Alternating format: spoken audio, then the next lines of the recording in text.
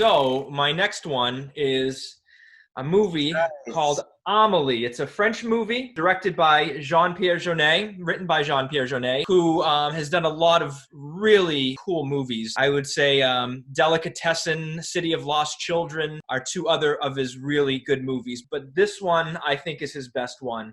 And this one is just a super feel-good movie.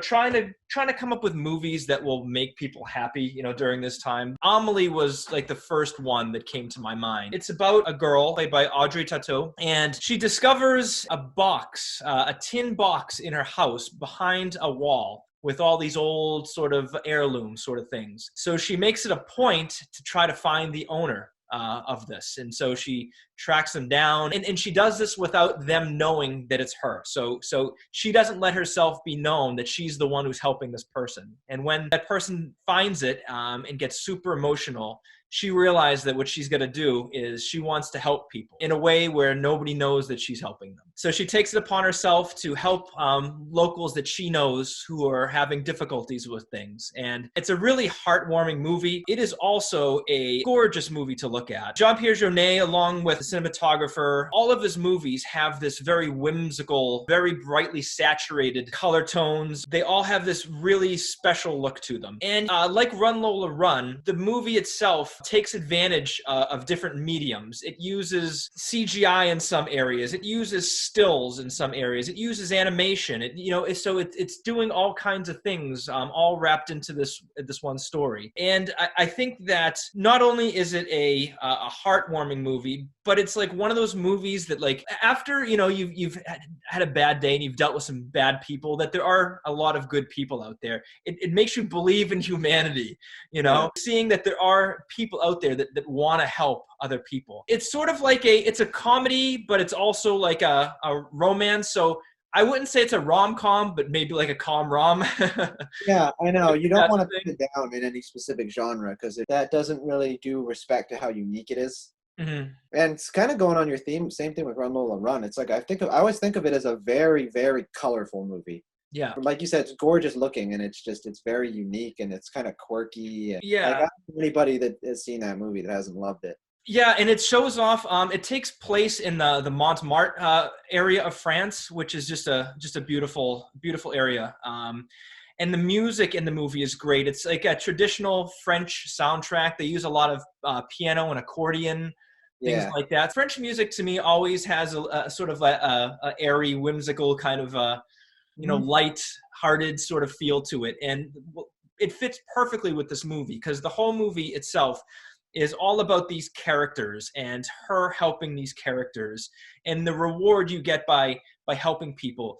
And I just hope that people will watch it and think about it in a way that maybe if you're not one who helps out people a lot, just think about it. Think about, especially now, if you've got an elderly neighbor like next door, leave them on their porch, leave them some food or something like that.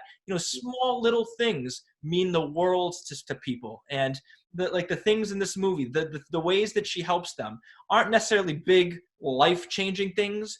They may Right. only be little things, but they affect these people in such a way that you can't help but smile. And it's a perfect movie for this time and date right now. Yeah, I totally think so too. All right, can I go with my thing that's kind of almost off of that again? Yeah. I don't have either of those with me, but I own both of them. But I left them at work because I've been showing a lot of these movies on Saturdays when I do my high school program. But it's a tie between My Neighbor Totoro and Kiki's Delivery Service. These came out in Studio 19 Ghibli. yeah, Studio Ghibli. They came out in 1988 and 1989. A lot more people know about Studio Ghibli now. They used to be kind of obscure, and I feel like they've become a lot more mainstream. But if you haven't heard of them or you've heard of them and haven't tried them out, once again, like you were saying, just something to watch to make you feel good about like humanity and people. Either of these movies are great choices. And they're each kind of about family in their own way. And Totoro is kind of biological family, and then Kiki's Delivery Service, it's very much like chosen family. Totoro is about this family that moves to a house out in the rural part of Japan in like probably mid 20th century, 50s, 60s era. And these two very young girls who are sisters discover this magical creature that lives in their woods called a Totoro. And then it goes from there. There's not a lot of like thick plotting in it. There's no antagonist. It's just their relationship with these magical creatures in the forest. It's one of the most beautiful looking films of any anime that I've ever seen.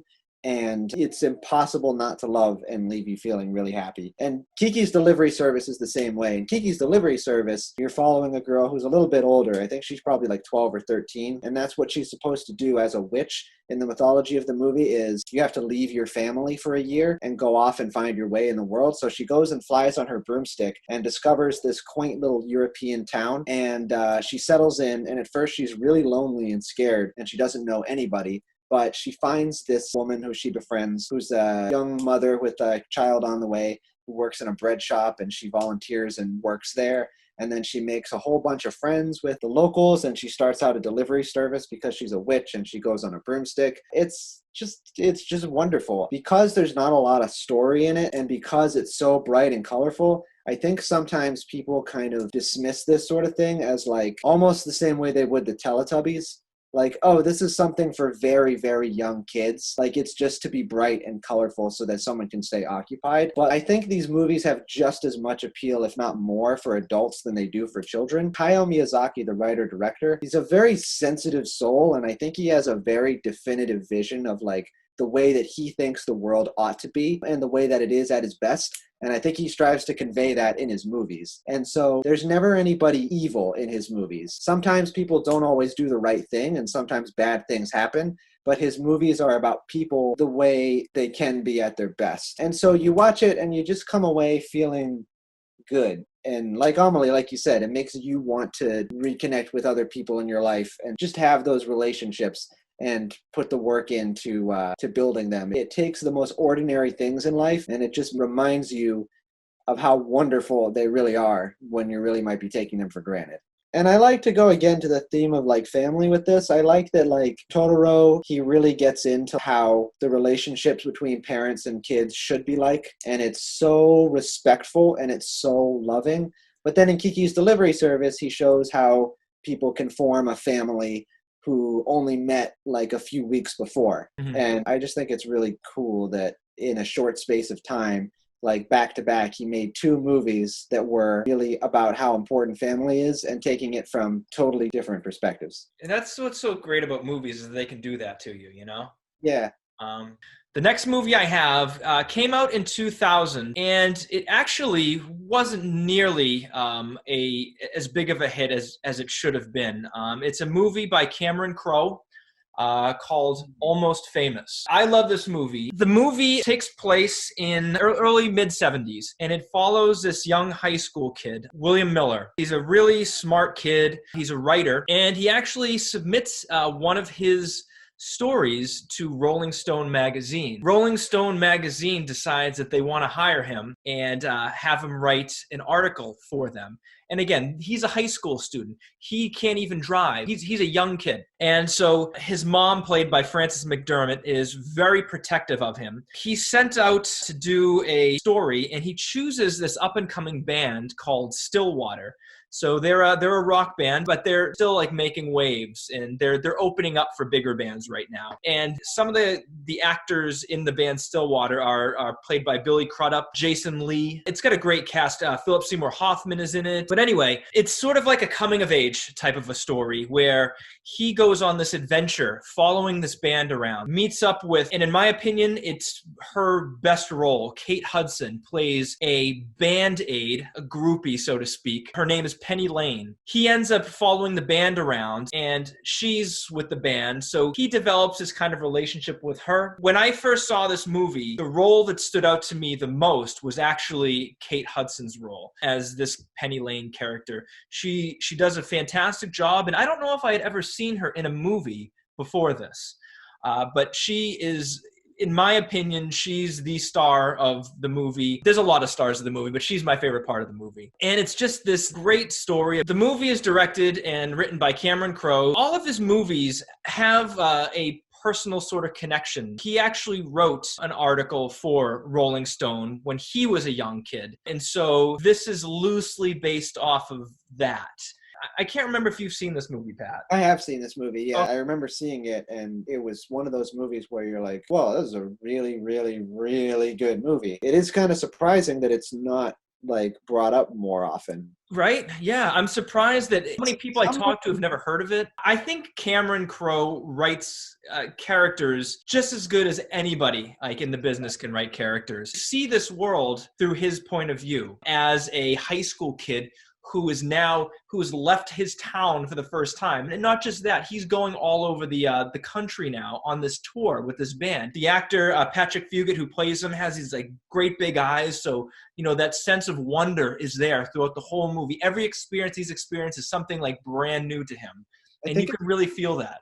I feel like it's a great movie for teenagers as well, because it's kind of like a fantasy, because it's like, what teenager hasn't at some point imagined being able to be swept away in something like that, you know?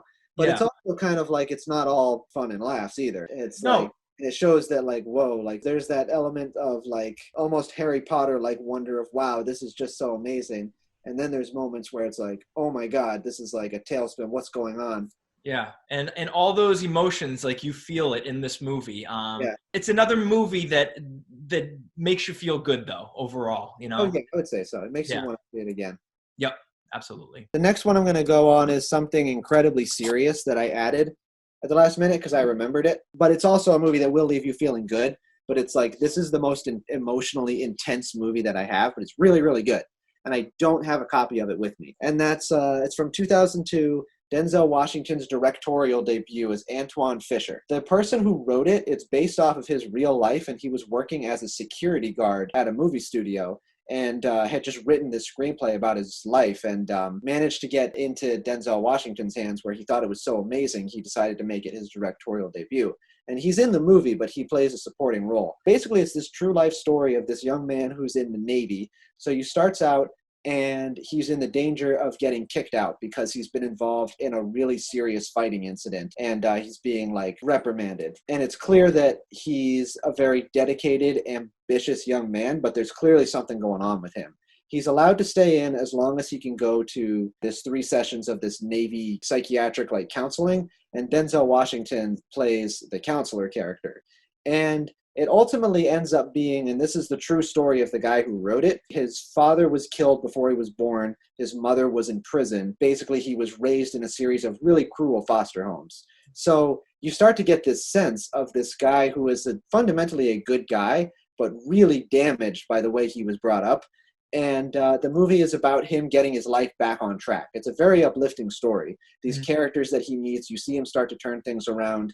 And more importantly, the Denzel Washington character convinces him that he has to face his past. And he goes back to his home in Ohio. And it has one of the most emotional endings I have ever seen in a movie, but like a good kind. It's the kind of movie where like it will make you tear up, but they will be tears of joy. Like the ending is so powerful. You just feel like, wow, you've had an experience. And it's the nicest, happiest ending I've ever seen. And it's, if I describe everything that happens, it sounds like a cheesy Hallmark thing where you just be like almost cringingly like, oh, this, but I don't know. But Denzel Washington, in addition to being like, obviously like one of our like greatest living film actors, is also a pretty good director. He's not directed that much, but he handles this movie really, really nicely because he's dealing with very intense subject matter, but it never becomes melodrama. It's just always interesting. It's got a really fascinating screenplay, and you know, you get to watch a lot of scenes with Denzel Washington, and he's just great as an actor. I never don't like a movie that he's in.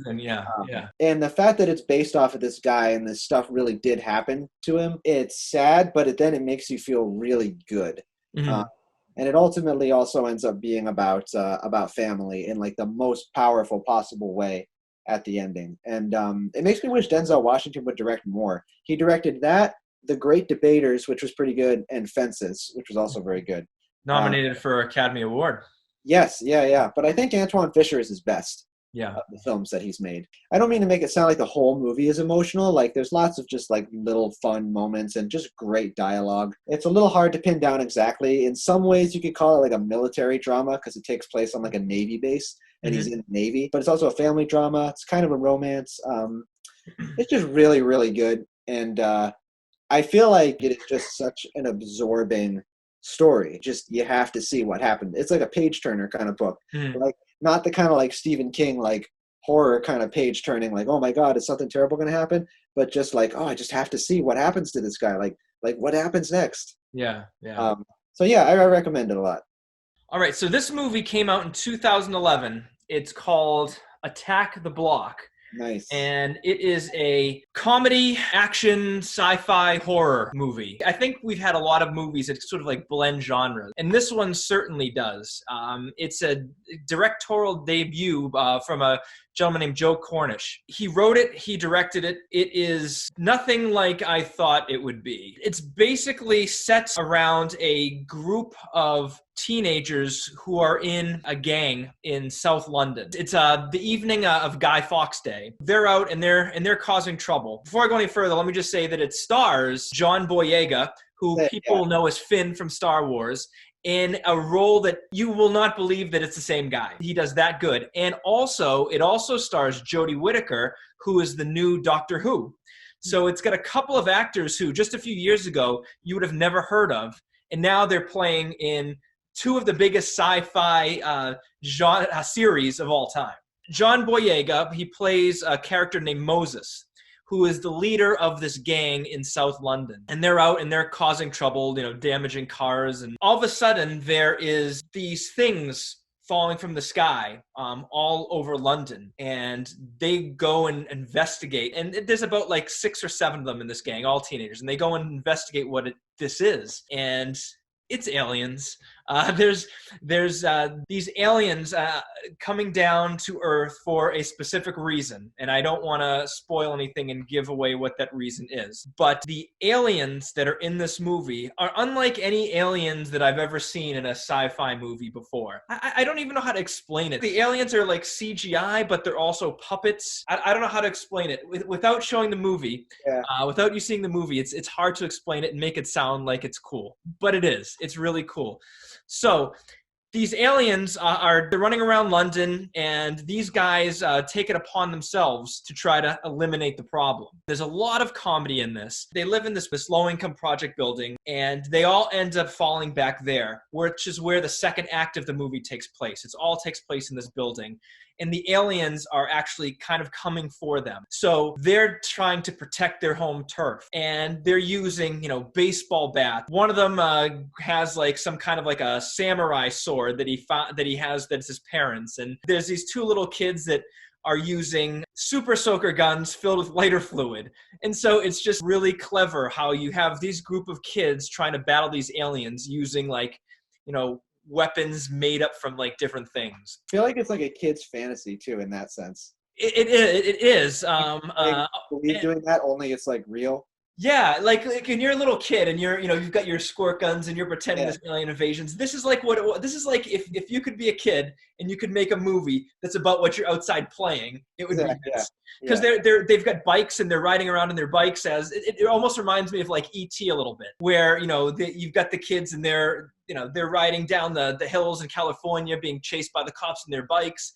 Sort of similar kind of vibe to that. One of the characters that's in this too is Nick Frost. He plays a character in this, and if you've seen anything by Edgar Wright, Shaun of the Dead, Hot Fuzz, The World's End, Simon Pegg and Nick Frost. In fact, Edgar Wright was one of the co-producers of this movie.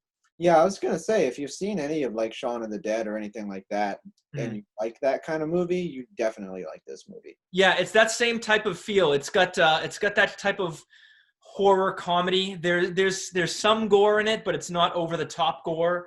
Yeah. It is an R-rated movie, so even though it's based it's a lot of kids in it, there is still, language, and there's still some scary scenes in it. So it's not for kids, but if you're an older, kid, if you're, teenager, I think it would be something that you would really dig. And like even adults, like I'm an adult, and I love this movie. Like I make it a point to watch this at least once every year. It's so much fun. And again, I hadn't any sci-fi on here, and sci-fi is a genre that I love. Obviously I'm wearing my my Jonesy Aliens t-shirt here. Sci-fi is one of my favorite genres, so I had to get at least one on there. And I don't think a lot of people have seen this one. This is another one that I had never heard of whatsoever until you mentioned it to me, and I borrowed it from you, and I was like, this is fantastic. How did I never hear about this before?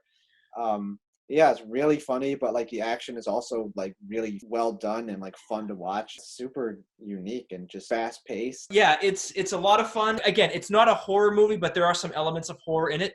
Unlike a lot of horror movies, it actually has a happy ending. It's not a sad ending where, you know, all of a sudden at the end something happens and like, oh man, you know. But I don't think we've recommended any movies that have sad endings. No, I don't think so either. I got one more, and I know it's one that you were also considering putting on your list, because I know that we share this in common as like one of our top movies, and that's Ed Wood. Oh, yes. Yep. My favorite Tim Burton movie and one of his least successful financially. So yeah, if you don't know who Ed Wood is, if you've ever heard of a movie called Plan 9 from Outer Space, or if you've never heard of that, just picture the cheesiest B-movie sci-fi you can of just utter silly. Yeah, that sums it up. Like paper plate flying saucers, super cheesy actors, unbelievably cheap sets. It's the kind of movie that people watch to laugh at it, and he's known as, his fame was having directed some of the worst movies ever made. So this is about the man Ed Wood, who was considered one of the worst directors of all time. But this movie is a complete celebration of this person. 1994, played by Johnny Depp, and actually won an Oscar for Martin Landau, who plays Bela Lugosi in it. Basically, Bela Lugosi played Dracula and was a very famous, popular actor in the 30s. But by the time of the 1950s, he was very washed up and obscure. People assumed he was dead, and he wasn't working anymore at all.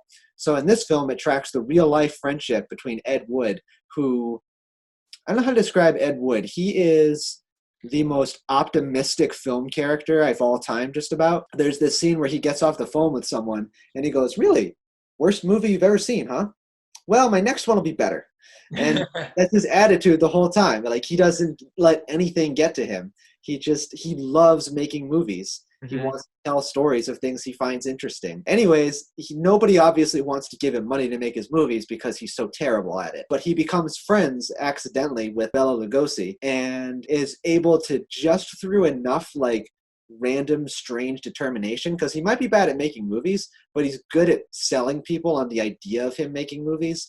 And he makes all of these quirky friends in like 1950s Los Angeles. And they form this kind of, once again, it's like a chosen family. And he's like, the movie makes fun of his directing and it celebrates him as a human being. Because it's like, you can tell that all of these friends are like having the time of their life, really, just like making this ridiculous movies. And that's really what it's about. It just tracks him through the making of 3 different films. Another thing I like about this movie is that it follows like Ed Wood's identity and who he was as a person. Ed Wood liked to dress in women's clothing. I'm still referring to Ed Wood using he, him pronouns because according to all of the best information we have, which is kind of limited because he's not around anymore, he didn't really specifically identify as trans so much. His sex and his gender identity were still male, but his gender expression and how he felt comfortable in was female. We have a lot more terminology that we use now to define gender expression and identity, and none of that really existed when Ed Wood was around, and so he kind of lacked that level of terminology. So we'll never really know how Ed Wood would have identified if he were alive now and had, you know, a much broader vocabulary to be able to describe himself. And we would never know whether or not he would have actually come out as transgender. It's interesting because this is the 90s tackling like gender nonconformity. And the movie doesn't make it like he's a weirdo for that. And during the movie, in the scenes where Ed Wood is still kind of finding his way, he's still presenting very much as like this traditional male-looking clothing. And then as he develops close friendships and begins making these films and comes more into who he is as a person, that's when you see this other part of his identity come out. So there's a number of tense moments in the film where you wonder how what people's reactions to it are going to be like. But in every single instance, for the people that he's getting to know in his life, they're all kind of like, oh, okay, cool. And then they move on, and then we move along with the story, which is great because that's how it should be for anybody coming out as anything. It's just like one thing about him. and Yeah. he finds this community of other people who are like off in their own way from what society would deem like normally acceptable. Mhm. And they kind of find each other like this family of oddball misfits. And so it's like they might not get accepted in like the broader world around them or at like the important movie studios, but like within their own world, being like Ed Wood is what's normal. Mhm. And it's Yeah. just this family of oddballs that come together and you just love them. Right. And it's great the way that the movie doesn't fetishize that or treat it as like something to be gawked at, but Yeah. rather just one other element of who this guy was. The movie's directed by Tim Burton. Yes. And so, like, I feel, Tim Burton, I've read a lot about him, and he's, the type of person who feels that, everybody has everybody has their own identity. Everybody's unique, You can tell, and it's a theme in all of his movies that it's like if you're like someone that is treated as a oddball or a misfit, it's like he identifies with that. Yeah, yeah, That's what exactly. he wants to tell stories about. Yep. Um, Yeah. He always treated them right. He always treated them with such respect, and it was really appreciated because I'm an oddball, and yeah, yeah, no, it's no, he's great. This is maybe my favorite movie of his. Yeah.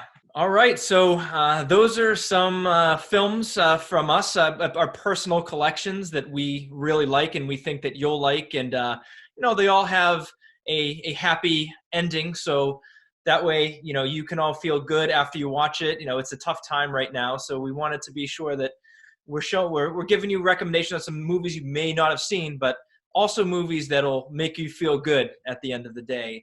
Hope you liked it. Hope you actually get out and find these movies and get a chance to watch them. And if you do, let us know what you think. We'd be happy to hear your opinions on some of these movies if you did like them and what you thought of them. But anyway, What's your own uh, recommendations too? Because Mark and I love watching movies, and and we're always interested in people's picks that we may have never heard of. yeah, I mean we've both seen a lot, but we also haven't seen a lot. So there's plenty of movies out there that we would still love to see. So yeah, if you've got any that you would recommend, please send them our way.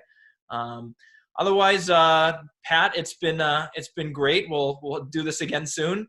Yeah, let's And, make it look like we're shaking hands. all right. No, no, you have to put your hand below it. See, Oh. so it's like that. Like we're that. we're not really shaking hands. But anyway, so yeah, we hope to do this again soon, and hope you guys like it. And I guess we'll catch you later. All right. Bye. See you later.